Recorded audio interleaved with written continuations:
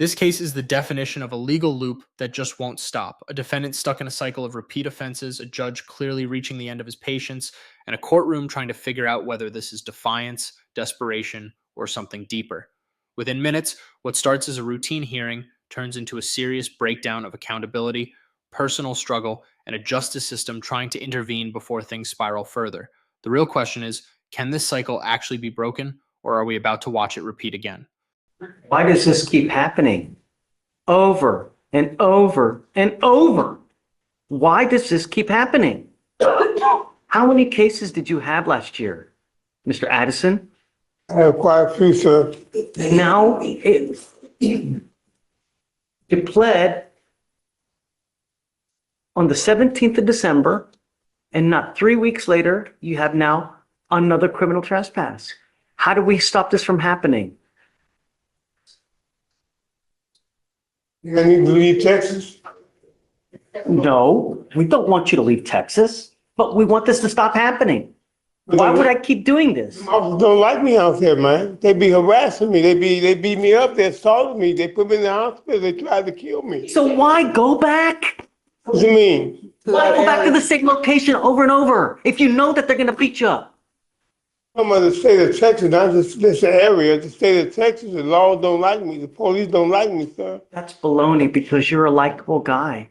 We all like you, Mr. Addison. You seem like a stand-up guy. You're nice, but... This is where things get layered. On one hand, the judge is laying out a clear pattern, repeat offenses, leniency already given, and zero behavioral change. On the other hand, the defendant is claiming harassment, violence, and even life-threatening situations. That creates a critical legal tension. Is this willful criminal behavior or someone caught in circumstances they can't escape? The judge's approach here is interesting. He's not just punishing, he's probing. He's trying to identify root causes, which isn't always typical in fast-moving criminal dockets. But here's the real question for you. If someone keeps returning to the same place where they claim they're being harmed, does that weaken their credibility or suggest something deeper going on? You keep going back. Why would I keep doing this? You know, we hit you with the time served. We let you out. 2 weeks later, you pick up a new case. And it's been like that for the last damn year.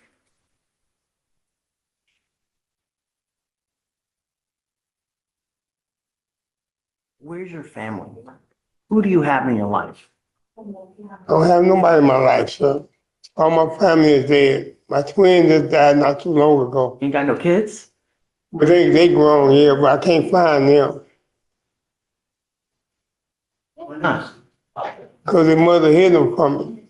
You ever tried to find them? Yes, How? through the internet. Through the internet, sir.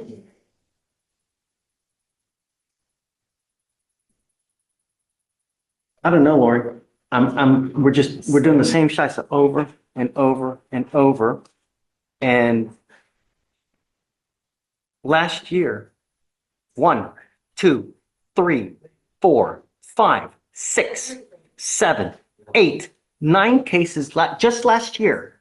You pled at the end of December. January, you've got a new case. We let you out. You took off on us 2 more times. And the only reason we have you now is because you picked up an interference. And now we're doing the same thing over. I'm not going to do this. I'm done, Mr. Addison. I'm not going to continue to do this. Plead you to the time served in hopes that you're going to go out there and not do it. No, it's not going to happen. At this point, the judge makes a decisive shift from short-term leniency to structured intervention. Instead of continuing the time-served cycle, he introduces a TR process to evaluate the defendant's background, circumstances, and potential solutions. This is a critical pivot because it shows the court recognizing that punishment alone hasn't worked. The focus now moves toward prevention and understanding. The broader takeaway: the justice system isn't just about consequences, it's also about breaking patterns when possible. But whether this approach will actually succeed depends entirely on what comes next. If you found this case as shocking as we did, make sure to hit that like button, share your thoughts in the comments, and don't forget to subscribe for more jaw-dropping courtroom breakdowns. We need to figure something else out. Thank you. That's very sweet. But I'm not going to do this. We need to do what I'm going to do now, what's called a TRAS, to see how we go forward. Because I don't know enough about you and what's going on in your life to figure out how we go forward so you stop picking up criminal cases. I told you that many moons ago that I'm going to stop doing this, and now is the time. I'm not doing it, Mr. Addison. We will set this case for a TRAS. I'm going to try to expedite to get it done as fast as we can. I'm done.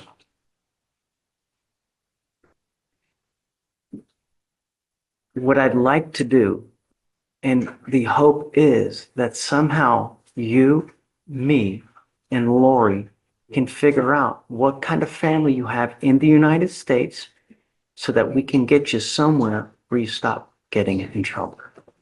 But it's not working what we're doing. And I'm not going to continue to, this is not a revolving door.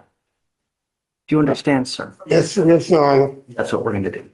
So Lori, I'm sorry, but let's set it for a TRAS and we'll come back next week.